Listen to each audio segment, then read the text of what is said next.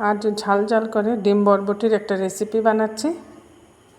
ডিম বরবটির এই ঝাল রেসিপিটা গরম ভাতের সাথে খেতে দারুণ লাগে। এর জন্য এখানে নিয়ে নিয়েছি বরবটি। বরবটিটা একটু বেশি লাগবে। সাথে নিয়েছি 3টে ডিম, একটা পেঁয়াজ বড় সাইজের, 2টা আলু। নমস্কার, কলিস কিচেনে সবাইকে স্বাগত জানাচ্ছি। আমার এই ডিম বরবটি রেসিপিটা স্কিপ না করে সম্পূর্ণরূপে দেখার অনুরোধ করছি। প্রথমেই ডিমগুলো একটা একটা করে আমি ফাটিয়ে একটা বাটিতে নিয়ে নিচ্ছি।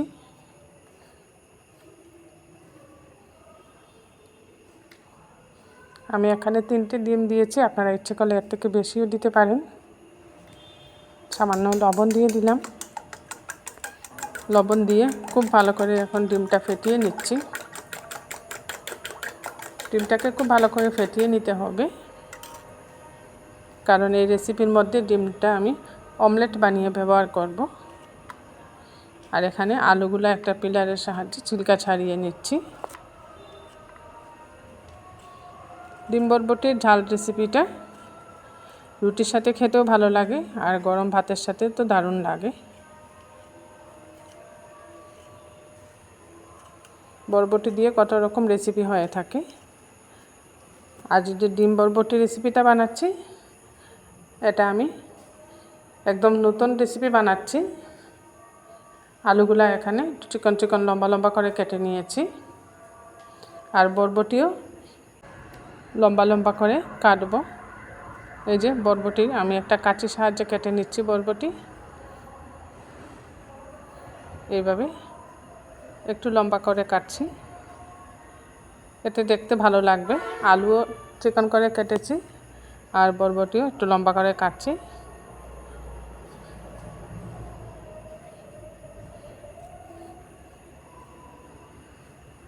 সবগুলা বরবটি এইভাবে কাঁচির সাহায্যে আমি কেটে নিচ্ছি। আর বড় সাইজের পেঁয়াজটা কুচিয়ে রেখেছি। দেখুন এইভাবে একটু বড় বড় করে কেটে নিয়েছি বরবটি, আর পেঁয়াজ কুচিয়ে রেখেছি। সব বরবটিগুলো কেটে ধুয়ে পরিষ্কার করে নিয়েছি। এই রেসিপির মধ্যে বরবটিটা একটু বেশি লাগবে, আর ডিমটা একটু বেশি লাগবে, তবেই খেতে টেস্ট হবে। গ্যাসে একটা কড়াই বসিয়ে দিয়েছি, এর মধ্যে দিয়ে দিচ্ছি সরষের তেল। তেলটা একটু বেশি দিয়েছি এখানে, আর এই রেসিপি সরষের তেলেই খুব ভালো হয়, তাই সরষের তেল দিয়ে বানাচ্ছি। অন্য তেল দিয়ে বানালে আমার কাছে বেশি ভালো লাগে না, তাই আমি সরষের তেল দিয়ে রেসিপিটা বানাচ্ছি। তেলটাকে খুব ভালোভাবে গরম করে নিয়েছি। এবারে এর মধ্যে 3টে ডিম ফাটিয়ে রেখেছিলাম, এই 3টে ডিমের একটা বড় করে অমলেট বানিয়ে নিচ্ছি।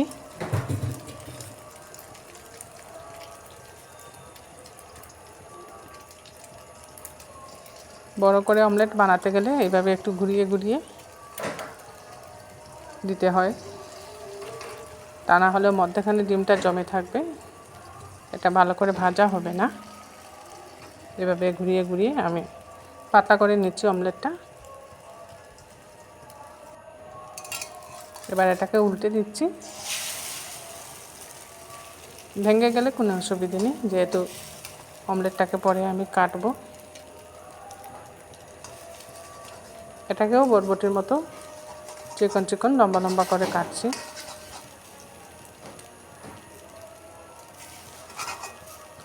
এই ডিম বরবটি রেসিপির মধ্যে অমলেট বানিয়ে ডিমটা দিলে ভালো হবে।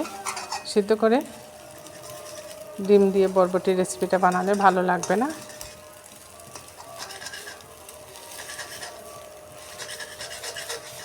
ডিমের অমলেটটাকেও এইভাবে চিকন চিকন করে ছোটো ছোটো করে কেটে নিচ্ছি।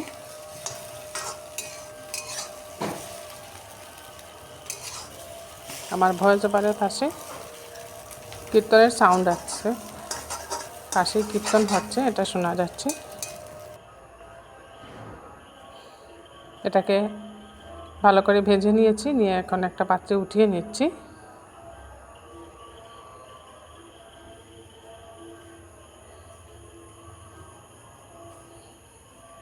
এবার কড়ার মধ্যে আরও একটু সরষের তেল দিয়ে দেব।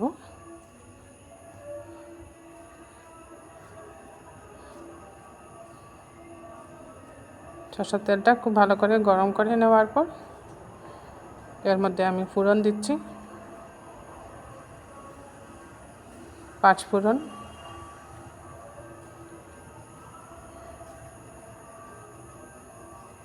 পাঁচফোড়নটা যখন একটু ভালো করে ভাজা ভাজা হয়ে যাবে তখন এর মধ্যে দিয়ে দিতে হবে কুচিয়ে রাখা পেঁয়াজ। এবার দিয়ে দিচ্ছি কুচিয়ে রাখা পেঁয়াজ।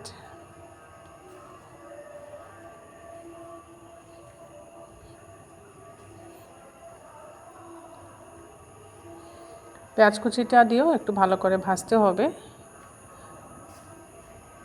পেঁয়াজটাকে একটু লাল লাল করে ভাজতে হবে।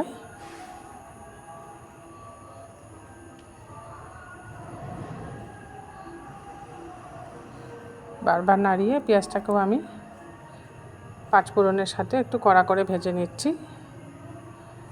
এবার দিয়ে দেব এর মধ্যে কেটে রাখা আলু।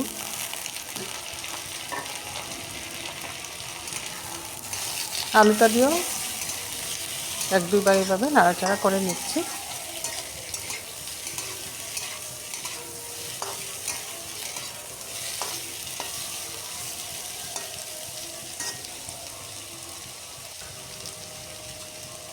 আলুটাকে আমি আলাদা করে না ভেজে পেঁয়াজের সাথে একসাথে ভেজে নিচ্ছি। তাই বেশ কিছুক্ষণ আলুটাকে একটু ভাজা ভাজা করে নিচ্ছি। আলুটাকে আগে ভাজা ভাজা করে নিলে ভালো লাগবে খেতে।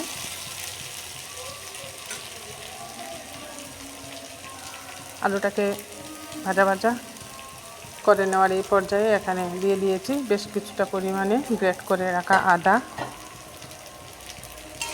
আদাটা দিয়েও আরও কিছুক্ষণ আলুটাকে ভেজে নিচ্ছি।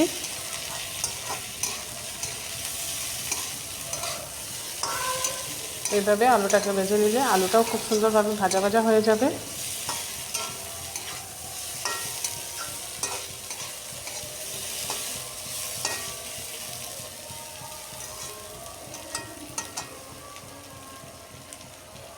এবার এর মধ্যে কেটে রাখা বরবটি দিয়ে দিচ্ছি।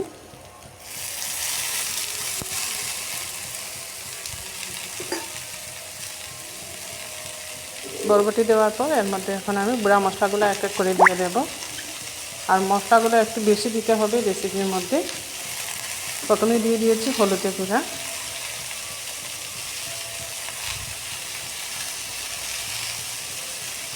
এবার দিচ্ছি জিরে গুঁড়া,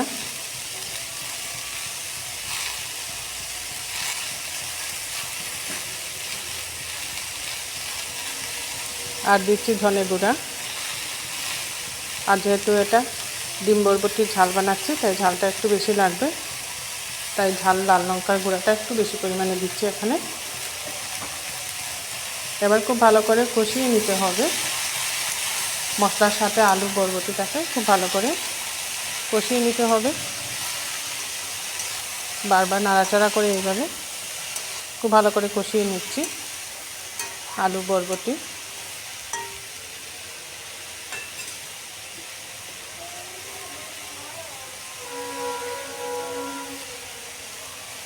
পরিমাণ মতো লবণটা দিয়ে দিচ্ছি এর মধ্যে।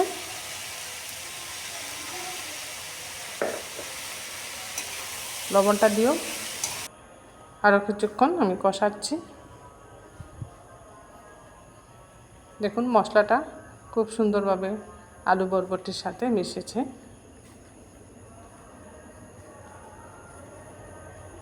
এবার কিছুক্ষণ আমি ঢাকা দিয়ে রাখবো। এভাবে ঢাকা দিয়ে কষালে ভালো হবে। কষানোর সাথে সাথে সবজিগুলো কিছুটা নরমও হয়ে যাবে। কিছুক্ষণ ঢাকা দিয়ে রাখার পর ঢাকাটা উঠিয়ে আরও একবার আমি নাড়াচাড়া করে নিচ্ছি। ঢাকা দিয়ে কষানোর দরুন সবজি থেকে কিছুটা জুস বেরিয়েছে। এইভাবে ঢাকা দিয়ে কষালে তাড়াতাড়ি নরমও হয়ে যাবে আর রান্না করতে বেশিক্ষণ লাগবে না। আমার ডিম বরবটির ঝাল রেসিপিটা আপনাদের ভালো লাগলে বানিয়ে খাবেন, কমেন্টে জানাবেন টেস্টটা আপনাদের কীরকম লাগলো। আমার এই রেসিপিটা যারা ফেসবুক থেকে দেখছেন ফেসবুক পেজটা ফলো করে নেবেন। আর যারা ইউটিউব থেকে দেখছেন কুলিস কিচেনটা সাবস্ক্রাইব করে নেবেন। এবার দিয়ে দিচ্ছি ভেজে রাখা ডিম। ডিমটা দিয়েও বরবটির সাথে আরও কিছুক্ষণ আমি কষিয়ে নেব। মশলাটা খুব সুন্দর মাখো মাখো হয়েছে সব সবজির সাথে। এভাবেই কষাতে হবে একটু সময় নিয়ে। আলু, বরবটি, ডিম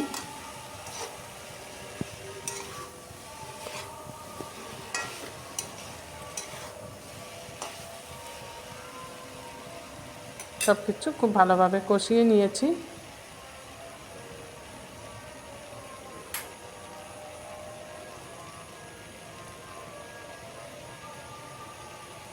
এবার এর মধ্যে দিয়ে দিচ্ছি গরম জল।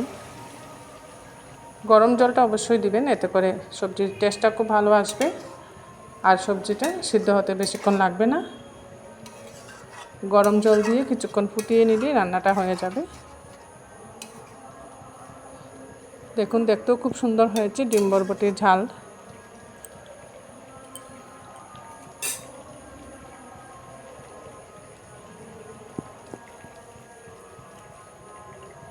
আর একটু গরম জল দিয়ে দিলাম।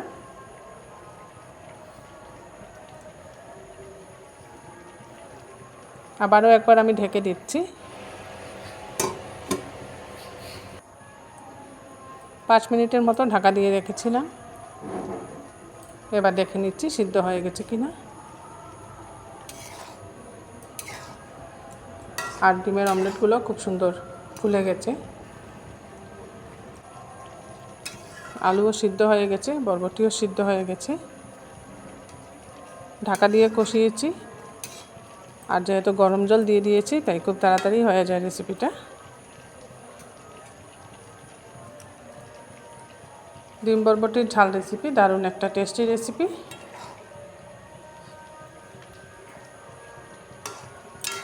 তৈরি হয়ে গেছে। আর বেশিক্ষণ আমি এটা রান্না করব না। দুপুরের খাবারে এই ডিম বরবটির ঝাল রেসিপিটা থাকলে সাথে আর কোনো কিছুরই প্রয়োজন নেই। একটা রেসিপি দিয়ে এক থালা ভাত খাওয়া হয়ে যাবে।